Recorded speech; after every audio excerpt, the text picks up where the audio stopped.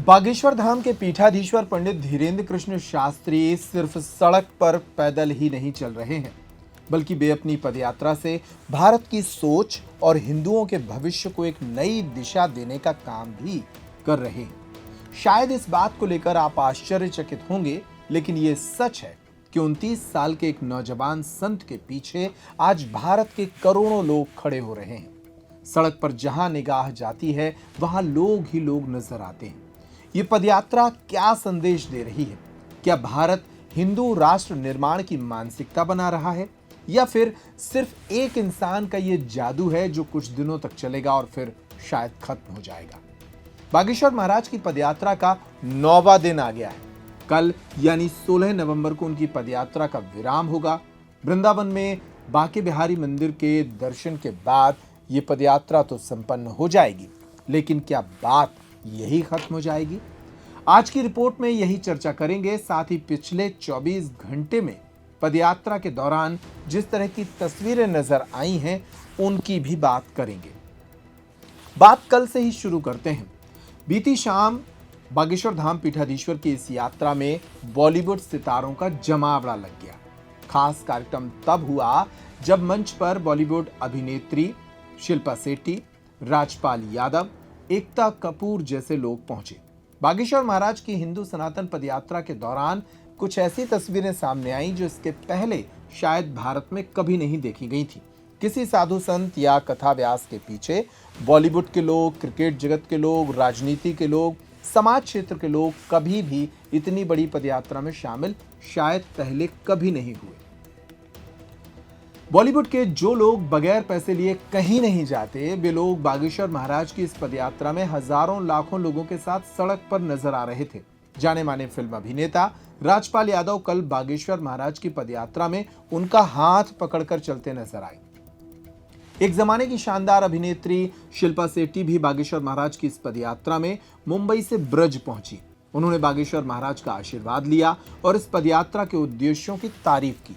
Film maker और TV serials बनाने वाली एकता कपूर भी बागेश्वर महाराज से मिलने और उनका आशीर्वाद लेने मंच पर पहुंच गईं। ये सारे कलाकार भले ही हिंदू राष्ट्र को लेकर खुलकर बात ना करें, लेकिन इन्हें बागेश्वर महाराज के पीछे चल रही करोड़ों लोगों की भीड़ का असर दिखाई दे रहा है।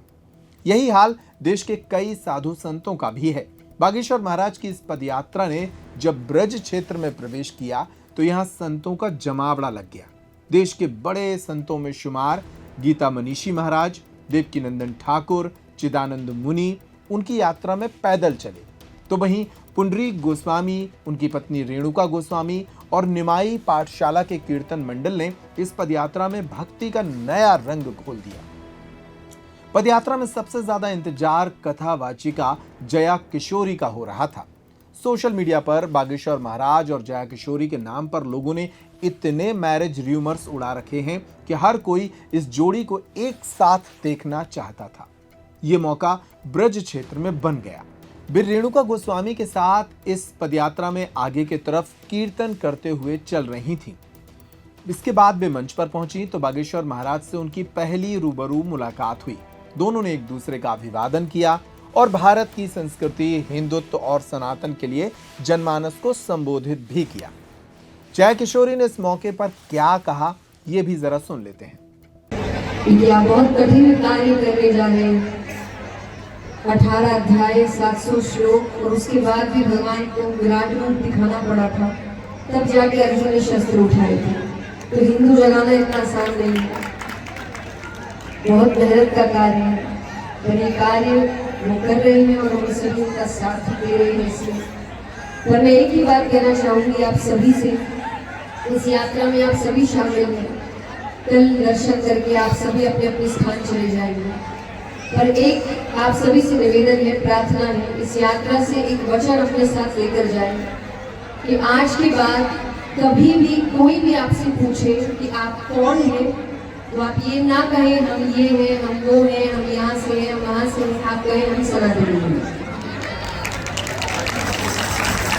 तो ये एकता हम सब में आए कि जो भी बदलाव है कि हम ऐसे वो नहीं है, हम सिर्फ सनातनी है। कभी हम जाके एक साथ खड़े होंगे। तो यही इस यात्रा का मंत्र है, उद्देश्य है और आप सभी से ही प्रार्थना है। और मैं अपनी बात यही कहकर विराम करना चाहूंगी कि आप सबका उत्साह देखकर और कल इस यात्रा को सफल देखकर पूरी दुनिया में एक ही संदेश जाएगा हम सभी सनातनियों की तरफ से,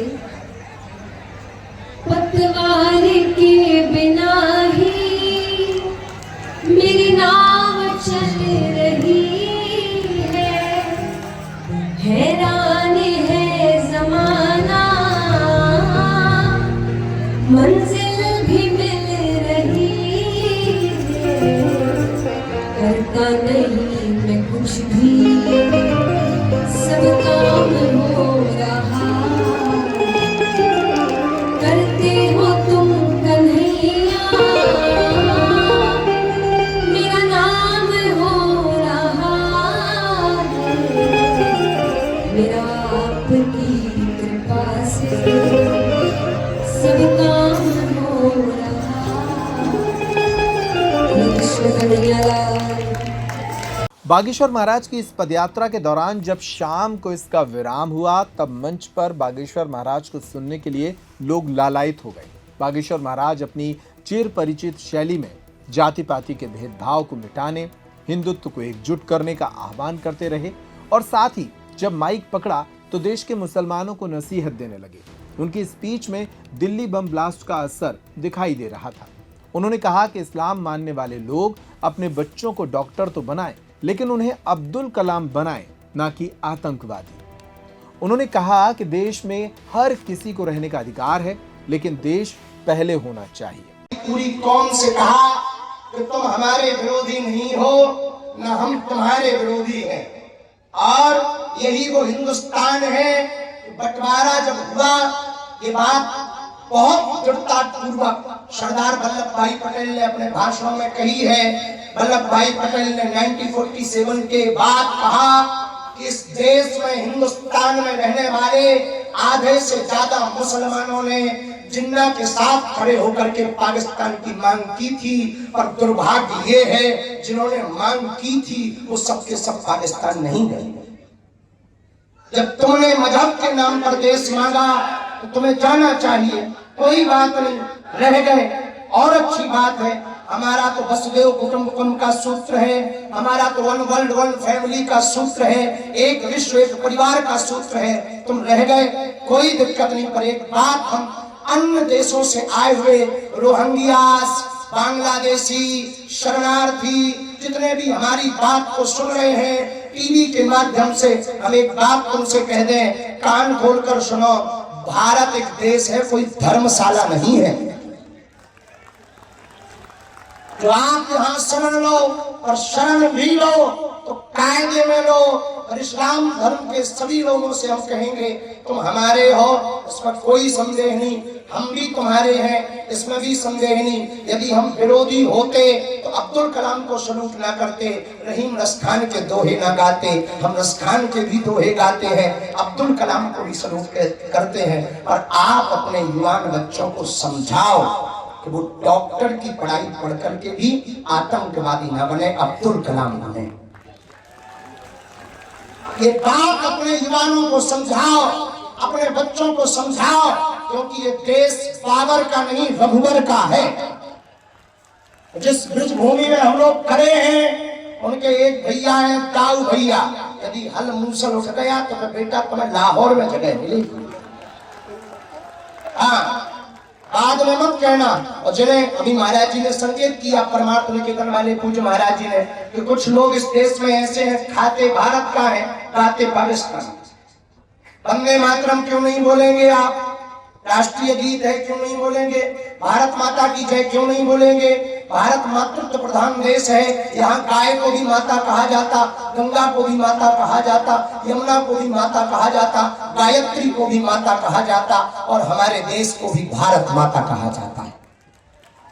और आप जय क्यों नहीं बोलोगे? तो कुछ मजहबी कट्टरपंथी कहते नहीं हम जय नहीं बोलेंगे, ठटरी के गले। तो तुम रहते कहाँ? लाहौर की टिकट कटवा लो, फ्लाइट ले लोगे जब तुम्हें भारत माता की जय बोलने में दिक्कत है तो यहाँ काहे को रह रहे? भैया हम तुम्हारे विरोधी नहीं, पर एक बात हम फिर हिंदुओं को कहेंगे, हमें इन बातों पर भी ध्यान नहीं देना। हिंदू वो नहीं है जो मुसलमानों को गालियां दे, हिंदू वो है जो सनातन को तालियां दे। बागेश्वर महाराज की यह पदयात्रा, जिसे हिंदू सनातन एकता पदयात्रा 2.0 कहा जा रहा है, वह अपने विराम स्थल की तरफ पहुंच रही है।